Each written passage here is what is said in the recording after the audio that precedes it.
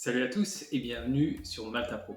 Pour ce 82e épisode, j'ai décidé une nouvelle fois de vous emmener au pays merveilleux des single grain Scotch whisky. J'avais déjà pu réaliser un épisode sur cette thématique, mais il m'a paru important de renouveler l'expérience dans un deuxième épisode. L'enjeu, la question, elle est simple. Est-ce qu'il faut prendre le pari du single grain ? Comparé à son grand frère, le single malt, le single grain, dans l'industrie du whisky écossaise, est beaucoup moins connu, beaucoup moins réputé également. Un single grain Scotch whisky, ça coûte environ 40% de moins à produire qu'un single malt. À cause des céréales qui sont impliquées dans la fabrication, qui ne sont pas maltées, en tout cas qui n'ont pas l'obligation d'être maltées, certaines ne se maltent pas, comme le maïs, et à cause de l'utilisation obligatoire également d'un alambic à colonne, un coffee still, à une seule passe de la distillation continue. Plus le single grain est vieux, plus son prix rattrape celui d'un single malt à âge équivalent.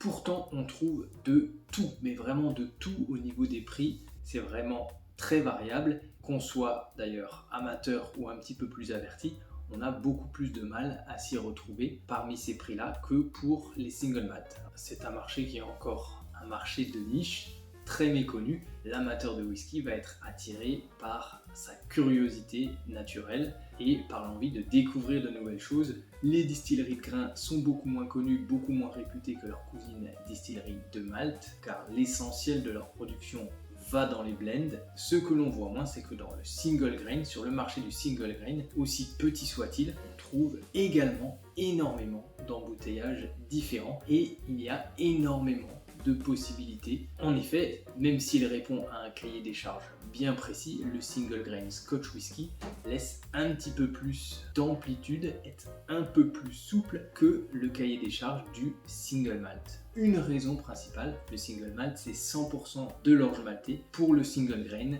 ça peut être un mélange de plusieurs céréales. En Écosse, il s'agit le plus souvent de blé, mais cela pourrait très bien être du maïs, du seigle, voire encore d'autres choses comme de l'avoine par exemple. Ça laisse énormément de possibilités, notamment pour jouer sur l'aromatique des différentes céréales. Je trouve que le single grain a de quoi attirer, a de quoi susciter la curiosité, et c'est pour ça que je refais le pari avec vous aujourd'hui.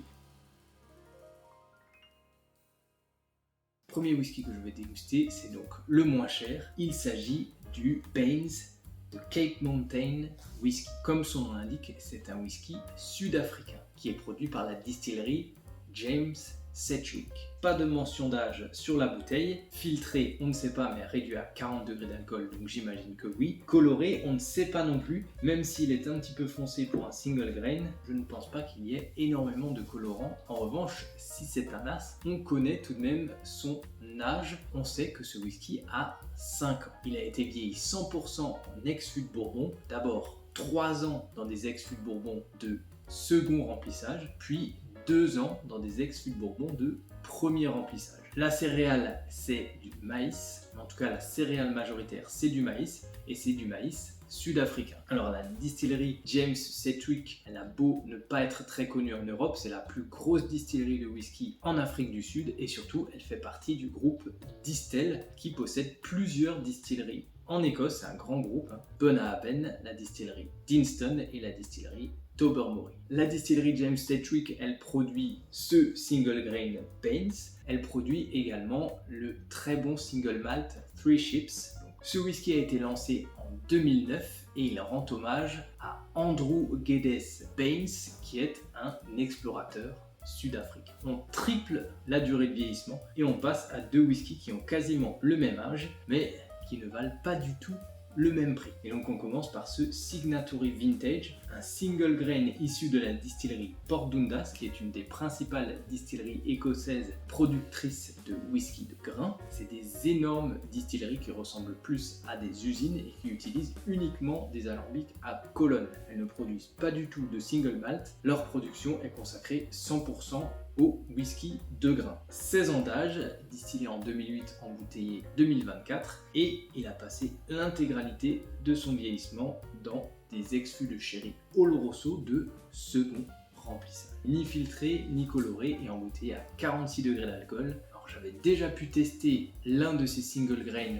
dans cette gamme, il m'avait fait une forte impression, notamment pour son prix, à peine plus de 30 €. Très très bon pour ce prix-là, vraiment difficile de trouver quelque chose de meilleur, même dans les single malt à ce prix. Celui-ci a quelques années de vieillissement en plus et ne coûte pas beaucoup plus cher, une quarantaine d'euros. Dans la petite fiole se trouve un autre single grain, également vieilli 100% dans Dexfus de Sherry Oloroso, plus de 2 fois plus cher que le Signatory Vintage à 40 €. On s'approche de la centaine d'euros pour ce Cameron Bridge de 17 ans d'âge, embouteillé par l'embouteilleur indépendant écossais Clackstones dans la série Exploration Series. Cameron Bridge, c'est une de ces autres distilleries de grains écossaises qui ne produit que cela. Ni filtré, ni coloré, embouteillé à 50 degrés d'alcool avec un prix qui atteint la barre des 100 € pour une année de vieillissement supplémentaire par rapport au Signatory Vintage. La grosse différence entre ces deux whiskies vient de la taille des fûts. Dans le Signatory Vintage, il s'agit d'ex-fûts de sherry de taille normale, environ 500 litres. En revanche, pour le Cameron Bridge de 17 ans de chez Clackstones,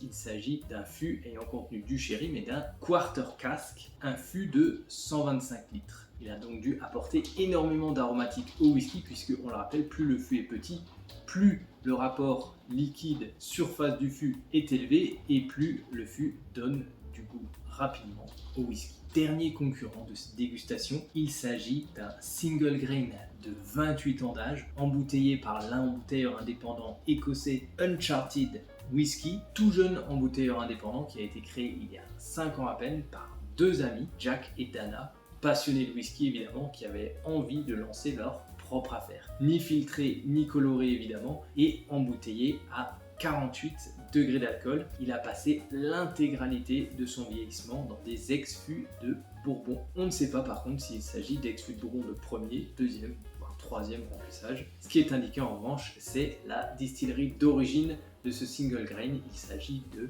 Loch Lomond. Et c'est un petit peu pour ça que je me suis lancé sur cette bouteille, car je ne connais absolument pas cet embouteilleur indépendant et la qualité de ses embouteillages. J'ai eu un tellement bon souvenir avec le Loch Lomond Single Grain Peated. Je me suis dit, à 28 ans d'âge, un single grain Loch Lomond, je peux pas me tromper. Et en plus, cette bouteille ne coûte qu'une centaine d'euros. 28 ans d'âge, 100 €. Le rapport prix-vieillissement est assez imbattable. On va voir s'il y a une gradation si je passe à chaque fois un step, que ce soit à cause de l'âge ou du prix.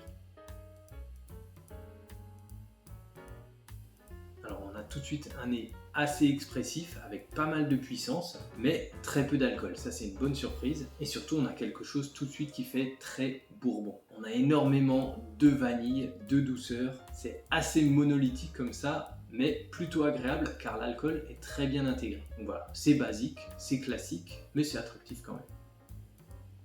Je suis pas un fan de Bourbon, c'est pas le type de whisky qui me correspond le plus. Bien là, je dois dire que pour un whisky de maïs, je trouve ça plutôt très bien fait, surtout pour le prix. Je vous rappelle que cette bouteille, je l'ai payée aux alentours d'une vingtaine d'euros, certes en promotion, mais pour 20 €, je trouve ça vraiment pas mal du tout. Alors certes, on a un whisky qui est vraiment axé sur le côté vanille, sur la douceur, mais la bouche est un poil plus complexe que le nez. On rajoute un petit peu d'épices, ça allonge la fin de bouche, et surtout, on a un alcool qui est très bien intégré, pourtant ça ne manque pas de puissance, et on a une jolie texture et une belle longueur en bouche. Très bon whisky de tous les jours, ce single grain. Si vous êtes amateur de bourbon, si vous êtes amateur de whisky doux, vanillé, sucré, n'hésitez pas. Alors, on a tout de suite quelque chose d'extrêmement différent. Un peu plus d'alcool, mais surtout fini la vanille, fini le côté doux. Là, on a quelque chose de vraiment très influencé par le sherry. Des fruits mûrs, des fruits noirs, des épices. Le côté noir, il n'est pas vraiment là. On a un léger côté tannique aussi, et surtout on n'a pas ce côté un petit peu brut du whisky de grain, je trouve. On a quelque chose d'assez satiné, avec tout de même suffisamment de puissance pour le rendre intéressant, même si encore une fois c'est pas très complexe tout ça. Alors on est dans un autre univers, mais là où je sens la filiation, là où je sens que c'est deux single grains, c'est au niveau de la texture. On a toujours cette texture onctueuse, c'est un peu une de leurs caractéristiques, parfois un avantage sur le single malt qui peut se retrouver assez aqueux, surtout lorsqu'ils sont embouteillés à de faibles volumes d'alcool. Ce qui va manquer à ce whisky, c'est la profondeur, la complexité et même la longueur en bouche. Il est moins long en bouche que le Baines. Par contre, voilà, on est sur une autre aromatique, quoi. Sherry à fond, c'est un whisky qui fait très hivernal, qui est très réconfortant. Il y a également un côté pâtissier. Par contre, ça manque réellement de longueur en bouche. Je trouve que le whisky s'évanouit très vite. Une fois l'attaque passée et le côté sherry passé, on n'a plus grand chose qui se passe. Ça, c'est dommage. Encore totalement différent, même si j'ai la filiation avec le sherry. J'ai moins de sucrosité dans ce sherry là. J'ai un côté un peu plus végétal, un peu plus herbacé, mais toujours ces fruits noirs qui sont la principale composante du profil aromatique, assez similaire au whisky numéro 2, au Signatory Vintage. Le whisky de grain se ressent un peu moins. J'ai quelque chose de plus vif, de plus tranchant. Je préfère ce nez là. Très intéressant. Je retrouve le côté grain, encore une fois, dans la texture, mais moins que dans les deux premiers. Et surtout, j'ai un profil aromatique beaucoup plus complexe, avec à la fois l'apport de l'ex-fût de sherry, on le sent énormément, mais aussi un côté, et là ça me rappelle le premier Signatory Vintage que j'avais pu déguster, pas celui-ci, un côté très végétal qui tire sur le terreux, sur le forestier. 3 dimensions dans ce whisky qui se complètent assez bien. Le whisky de grain avec un côté caramel, un côté sucré, les fruits noirs, une légère amertume quand même sur la langue, un léger côté tannique également, et surtout ce côté forestier, ce côté boisé, une belle texture, une belle complexité et une belle longueur en bouche. Effectivement, j'ai passé un cap avec ce whisky. Non pas que les deux premiers soient des mauvais whiskies, mais là on est passé sur autre chose. Profil aromatique complètement différent. Étonnamment, quelque chose de beaucoup moins doux. Pas de douceur là, j'ai ce côté végétal. Surtout, c'est très léger et j'ai un léger alcool également. Comme ça, c'est un whisky qui ne fait absolument pas 28 ans d'âge. Pas du tout, même on dirait un whisky très jeune. C'est assez surprenant. J'ai de la minéralité, un côté herbacé, un côté épicé, un petit peu de vanille, mais qui arrive vraiment derrière pas mal de choses. Alors en revanche, comme ça, je dirais que l'alcool est moins bien intégré que dans les 3 premiers whiskies. C'est une déception. J'avoue que je suis un peu déçu là. Là, on retombe sur quelque chose d'assez monolithique et surtout, je ressens absolument pas du tout les 28 ans de vieillissement. J'avais déjà pu goûter un single grain de 45 ans d'âge où effectivement on sentait la profondeur, quelque chose de très très mature. Alors là, certes, c'est pas 45 ans, mais quand même, au bout de 28 ans, j'ai toujours la même texture qui est bonne, une bonne longueur en bouche également. Par contre, j'ai quelque chose avec pas mal d'alcool et surtout un profil aromatique très doux, très satiné, vraiment sur le côté vanille, un peu de fruits blancs, un peu d'épices et c'est à peu près tout. Comme ça en première bouche, vu les attentes que j'avais, on peut le dire, une grosse déception. Ah, effectivement, le Baines, au nez, on dirait un bourbon, mais un bon bourbon, faut pas trop critiquer. La texture est très bien, il a de la longueur en bouche, il y a de la puissance. C'est pas complexe, mais franchement, très bon whisky de tous les jours. Il y a un léger manque d'équilibre quand même dans ce Signatory Vintage. Uniquement, quasiment, l'apport du fût et un petit peu le grain derrière. Un petit peu comme dans certains whiskies bas de gamme ou dans certains whiskies avec des fûts qui n'auront pas été de superbe qualité. Là, j'ai à l'attaque le whisky de grain et en fin de bouche, l'apport du fût. Et tout ça ne se mélange pas bien ensemble. Voilà, ça s'entrechoque, ça se combat. Alors c'est pas raté, en plus c'est pas un mauvais whisky. Pour 40 €, ça les vaut, mais ça vaut pas plus, bien que ce soit un whisky de 16 ans d'âge. Déjà au nez c'est plus intéressant, c'est plus fin. On se rapproche un petit peu d'un single malt au nez. Je me demande quelles céréales sont impliquées là-dedans. Beaucoup moins doux, beaucoup moins caramel, entrée de gamme entre guillemets que les deux premiers. Je me demande quand même s'il n'y a pas un petit peu de seigle là-dedans. En tout cas, c'est très aromatique en bouche. On a des épices, on a ce côté boisé et en même temps le grain, mais qui apporte une dimension supplémentaire sans supplanter le reste. C'est plutôt une belle réussite, ce Claxton. C'est dommage que ce soit le seul des 4 dont j'ai pas la bouteille. On a ce côté très léger, de très neutre, et même si je sens l'apport des fûts de Bourbon, j'ai l'impression que c'était pas non plus des fûts de Bourbon d'une extrême qualité. Voilà, exsangue, j'ai l'impression des fûts qui étaient un petit peu fatigués, quoi. Alors c'est pas un mauvais whisky, mais c'est loin des attentes que j'avais. On verra ce que ça peut donner à l'oxydation. Pour le moment, ça manque de profondeur, ça manque pas d'équilibre, parce que c'est assez simple finalement comme whisky. De la vanille, des fruits jaunes, des fruits blancs, un petit peu d'épices, et c'est ce côté un petit peu alcooleux pour 28 ans d'âge.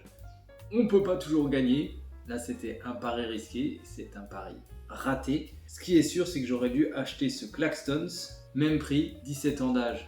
28 ans d'âge, une énorme différence en bouche.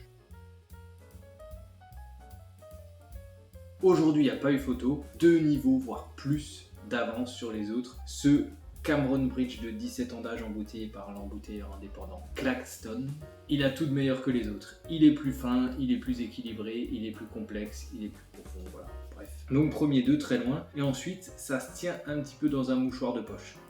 Ah c'est dur, j'ai presque envie de mettre le Baines deuxième. Je vais le faire, je vais mettre le Baines deuxième, en plus avec l'élément prix, il n'y a pas photo non plus. Pour les amateurs de Bourbon, si un jour vous pouvez le tester, allez-y, surtout si vous le trouvez comme moi autour d'une vingtaine d'euros. Pour ce prix-là, je pense qu'il y a très peu de whisky, quel qu'il soit, qui arrive au même niveau. Une légère avance sur cette énorme déception, donc ce Lord Lomond de 28 ans d'âge. C'est très monolithique, l'alcool n'est pas forcément hyper bien intégré, le profil aromatique pas forcément très intéressant. Il vaut mieux acheter le single grain de base de la même distillerie en embouteillage officiel. Et dernier, également une déception, mais bien moindre que ce Lord Lomond 28 ans, ce Signatory Vintage de 16 ans. Voilà, et ben on arrive à la fin de cette dégustation. J'espère que vous aurez apprécié cette vidéo. J'espère que ça vous aura donné envie de vous risquer à acheter des single grain, ou pas. Mais bon, un amateur de whisky, ça prend des risques, voilà. Ça fait des paris. En tout cas, j'espère que vous aurez encore appris 2-3 petites choses dans cette vidéo. Je reviens très vite pour de nouveaux épisodes de Malta Propos, pas mal de choses intéressantes à venir. Restez connectés, objectif 1000 à la fin de l'année. Mais en attendant, bien sûr, le plus important, portez-vous bien.